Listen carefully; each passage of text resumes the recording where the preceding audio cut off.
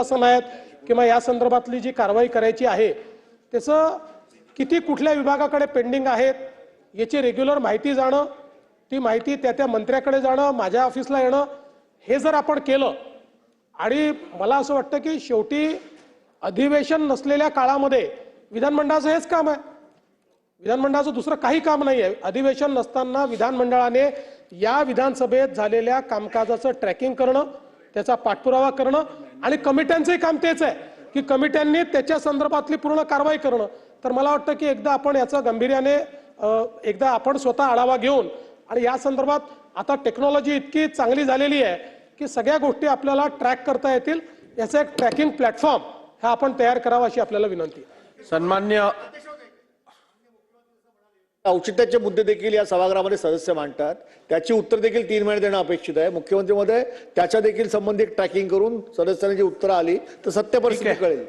सन्मान्य सदस्य सुधीर मुनगंटीवार साहेबांनी जो विषय इथे मांडला आणि सन्मान्य मुख्यमंत्र्यांनी त्या संदर्भात जी अधिक माहिती दिली त्याच्या अनुषंगाने मी सभागृहाला अवगत करू इच्छितो की आतापर्यंत आपलं ट्रॅकिंग सिस्टम म्हणा किंवा उत्तरं जी प्रलंबित असतील किंवा कपात सूचनांची उत्तरं प्रलंबित असतील, औचित्याच्या मुद्द्यांची उत्तरं जर प्रलंबित असतील तर ही आपण मॅन्युअली ट्रॅक करत होतो. परंतु त्याची संख्या एवढी जास्त होती की वारंवार ती सगळी ट्रॅक करणं कुठेतरी आपण कमी पडत होतो. आपण आता याकरता एक डिजिटल प्लॅटफॉर्म करण्यासंदर्भात कारवाई सुरू केलेली आहे. लवकरच तो डिजिटल प्लॅटफॉर्म निर्माण होऊन आपण प्रत्येक आयुधामार्फत या सभागृहात सदस्यांनी जी मांडणी केली आहे त्याचा चोख हिशोब म्हणजे मांडणी केल्यानंतर उत्तरं आलीत का, किती दिवसाची दिरंगाई आहे, किती दिवसात ते आली आहेत, या सगळ्याची माहिती या प्लॅटफॉर्मद्वारे पंचनामे करावेत, त्याचे आदेश दिले गेले पाहिजेत आणि पंचनामे करून माहिती घेऊन तात्काळ खरं तर ही चर्चा होणं आवश्यक आहे. पूर्वीच मागच्या वर्षीपासून हा शेतकरी संकटात सापडला अध्यक्ष महोदय, त्यांना अद्यापही कुठली मदत मिळाली नाही, ती तुटपुंजी मिळाली आणि कोकणामध्ये असेल, विदर्भात असेल, मराठवाड्यात असेल, हे सगळी जेवढं काही नुकसान झालं त्याच्या केंद्राकडे प्रस्ताव पाठवला. 768 कोटी काय रुपये दिलेत, प्रस्ताव मोठा पाठवला. केंद्राची का दृष्टी आमच्याकडे वक्र दृष्टी आहे कळायला मार्ग नाही, पण त्यावर मी बोलणार नाही. पण राज्य सरकारने आता तरी मागच्या वर्षी आपल्याला लक्षात आणून देतो अध्यक्ष महोदय, शेतकऱ्याकडे सरकारचं दुर्लक्ष कसं आहे. बोनस घोषित केला, बोनस मागच्या वर्षीचा मिळाला नाही. धान खरेदी झालेत, मागच्या वर्षी 2025च्या हंगामाचे पैसे अद्याप मिळालेत मार्केटिंग फेडरेशन कडून आणि आदिवासी विभागाकडून. पण शेतकऱ्यांनी पुढचा हंगाम करायचा कसा, त्याचे पैसे मिळत नाहीत. तुमच्या कर्जबाजारी शेतकरी झालाय, कर्जाची मुक्ती नाही आणि या संकटामध्ये शेतकऱ्याच्या पाठीमागे सरकारने उभं राहण्याची आवश्यकता आहे. मला वाटतं की हे एवढं मोठं नुकसान आहे, याची चर्चा हे सभागृह सुरू आहे. यामध्ये सगळे कामकाज थांबवून शेतकऱ्याच्या या अत्यंत गंभीर अशा प्रश्नावर चर्चा होण्याची आवश्यकता आहे. म्हणून माझी विनंती आहे की आपण सरकारला आपली ही चर्चा आणि कामकाज थांबवून यावर चर्चा करावी. शेतकऱ्याला भरीव मदत मिळाली पाहिजे, ही सरकारने भूमिका स्पष्ट करावी अशी माझी आपल्याला विनंती आहे.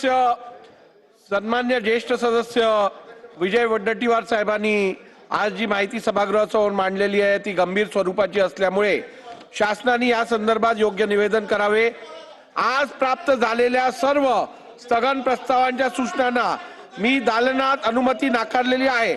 मुंडे साहेब, आपण सत्तारूढ पक्षाचे सदस्य असल्यामुळे स्थगन प्रस्तावावर आपण बोलणं उचित होणार नाही. मग पूर्ण होऊ दे, त्यानंतर बोला ना, पूर्ण होऊ दे. आज प्राप्त झालेल्या सर्व स्थगन प्रस्तावांच्या सूचना मी दालनात अनुमती नाकारलेली आहे. पुढे पुढे घ्या. लक्षवेधी सूचना झालं ना आता किती.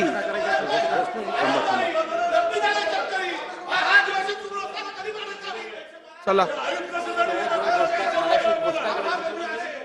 अध्यक्ष महाराज, स्थगनवर बोलत नाही, पॉइंट ऑफ इन्फॉर्मेशन आहे अध्यक्ष महाराज. अध्यक्ष महाराज, अध्यक्ष महाराज, पॉइंट ऑफ इन्फॉर्मेशन आहे. तुमचं चालू द्या ना. अरे तुमचं चालू द्या, आम्ही विरोध नाही करत. सगळ्यांनी बसून घ्या, बसून घ्या, सगळ्यांनी बसून घ्या. बसा बसा. बघा या सभागृहात अलीकडच्या काळात ज्याला मर्जी होते तो उठून बोलायला बघतोय. आता इकडे स्थगन प्रस्ताव 8 नंबर आपल्या ऑर्डर ऑफ द डे वरती आहे. नियमाप्रमाणे मी 8 नंबर चालू केलं. स्थगन प्रस्ताव चालू आहे. प्रत्येक जण उठून मध्ये पॉइंट ऑफ इन्फॉर्मेशन. थोडं तर तुम्ही थांबा. जे कामकाज चालू आहे ते होऊ दे, त्यानंतर तुम्हाला देतो ना संधी.